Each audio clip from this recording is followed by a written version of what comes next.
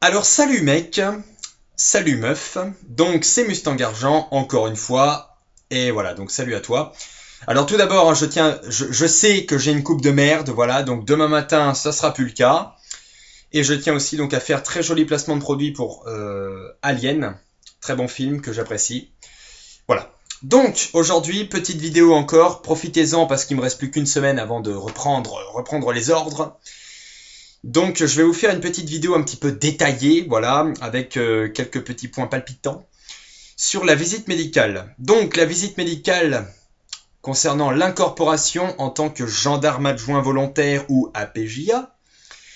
Donc je vais vous raconter un petit peu, donc voilà, différents points. Donc en général, hein, bien sûr, parce que voilà, moi par exemple, ça ne m'arrive pas.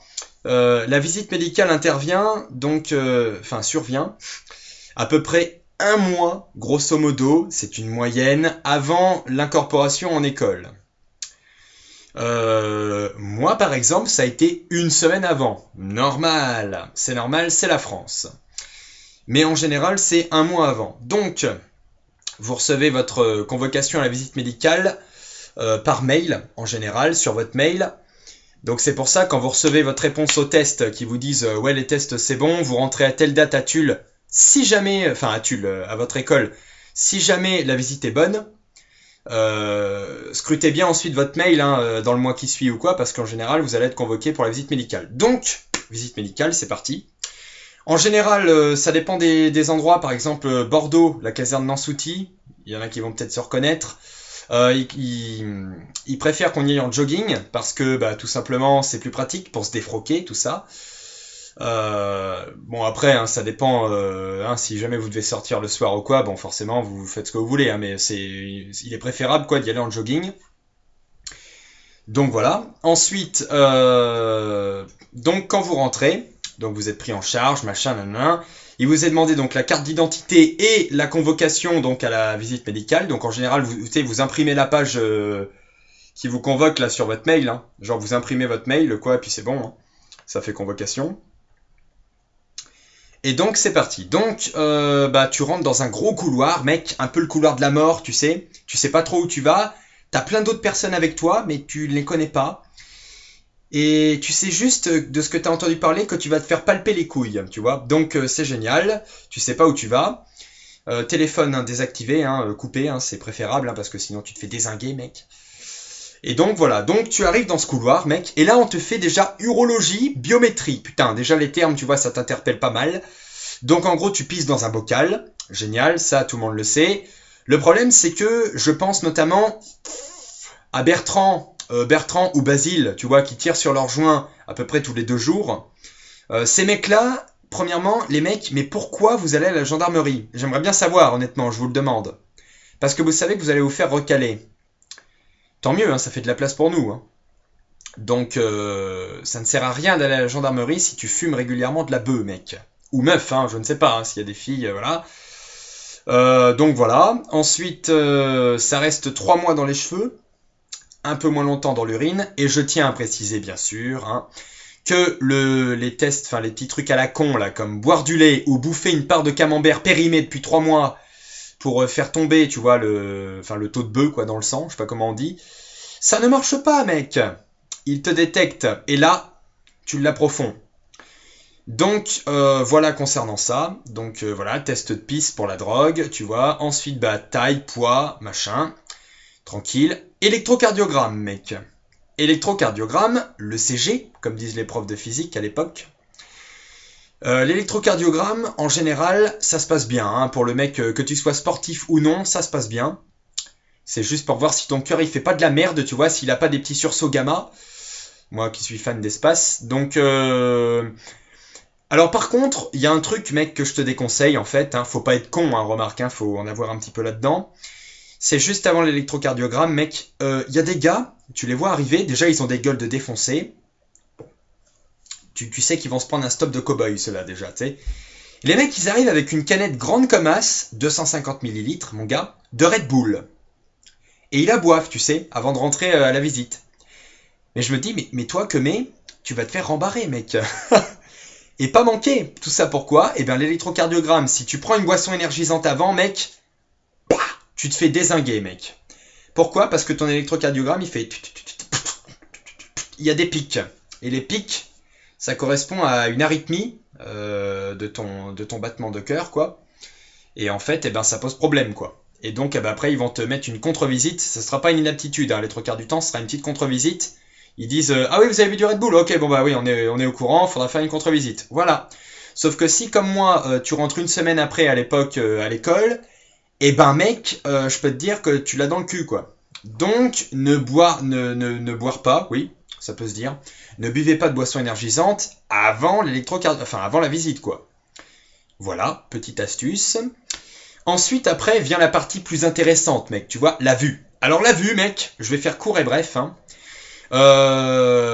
Pose problème, la myopie. La myopie, donc en général, ceux qui sont très très myopes, hein, je parle. Hein. Si t'as des lunettes, ça passe, en général. Si tu es très très myope, ça ne passe pas. Moi, pour mon cas personnel, je suis Y3 pour les yeux. Ça pose problème à partir d'Y5.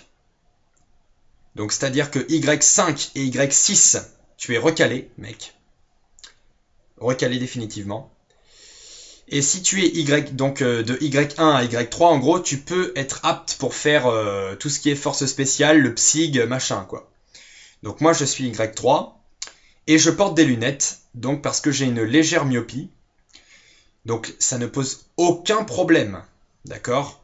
Parce que cette myopie ne me gêne pas, en fait, si tu veux, dans la vie de tous les jours. Donc ça pose pas de problème. Maintenant, si jamais t'as des gros trucs aux yeux, genre comme moi à l'époque, tu vois, tu regardes à droite, tu fais déconner tes yeux, mec, avec un strabisme à l'époque, moi, ça va poser problème. Donc à toi de voir si tu vas te faire opérer, si tu, voilà, hein, t'es grand, tu prends tes responsabilités. Donc voilà, en général, c'est la forte myopie et des trucs genre strabisme qui posent problème sur les yeux, quoi. Donc voilà, sinon bah écoute, il faut être classé avant Y5 quoi, hein, d'Y1 à Y5 pour être bon quoi. Donc tous ceux qui veulent faire le psyg, il faut être Y3 maximum. C'est-à-dire que si t'es en dessous, Y4, 5, 6, c'est pas bon. Voilà, donc pour la vue, l'audition. L'audition, deuxième gros point. Deuxième gros point, les gars qui écoutent du Maître Gims ou du Joule, tu vois, ou alors du métal ou du rock, comme moi. Très très fort avec le casque, mec, tu vois, c'est-à-dire que le mec est à Super U, tu vois, mais on l'entend au rayon charcuterie à l'autre bout du magasin, mec. Ce mec va avoir des emmerdes. Il va avoir des emmerdes parce que il sera pas capable d'entendre les sons de très basse fréquence. Et bien sûr, à l'audition, il n'y a que des sons de basse fréquence. Ils vont pas te mettre un gros son hyper facile à entendre. Non, c'est que des trucs subtils. Et en gros, ils descendent jusque vers les ultrasons, qui ne sont pas des ultrasons, puisque si c'était un ultrason, on ne l'entendrait pas. Qui sont des sons très aigus, et que la plupart des gens n'entendent pas.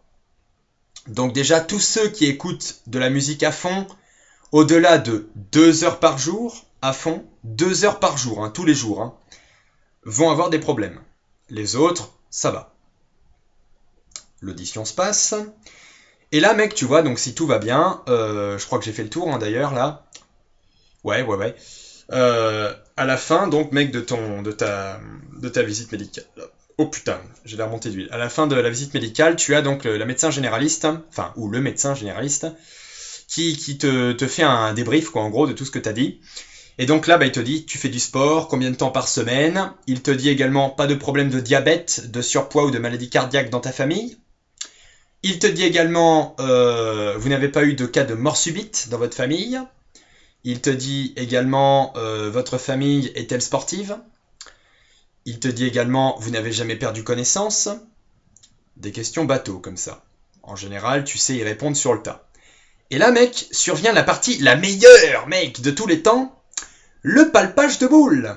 Alors, ce n'est pas systématique, mais c'est encore le seul cas où on le fait, c'est dans intra-armée, en fait, hein, voilà, tout simplement par rapport au cancer. Les filles rigolaient pas parce que vous, c'est en haut, hein, tu vois. Mais c'est par rapport au cancer. Donc en fait, si tu as une espèce de petite boule qui grossit, c'est très particulier de parler de ça en fait, mais voilà, hein, no complexe quoi. Genre si t'as une petite boule qui grossit au milieu de tes deux couilles, mec, faut s'en inquiéter là, faut parler au médecin tout de suite. En général, hein, on se connaît, hein, ça pose pas de problème, mais tu te fais palper les couilles, mec, par le médecin généraliste. Donc voilà, et puis ensuite elle te dresse apte ou inapte, suivant différents trucs, quoi, voilà, et puis c'est tout, quoi. Et puis ensuite, bah, ça se passe très très bien. Et le dossier médical que tu reçois à la fin, mec, il faut l'emmener à ton incorporation en école, obligatoirement.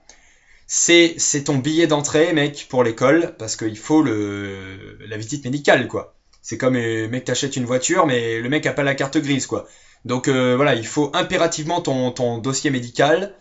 Et puis voilà, quoi. Après, ça se passe bien, et puis bah, tu fais tes classes, et puis tranquille, quoi.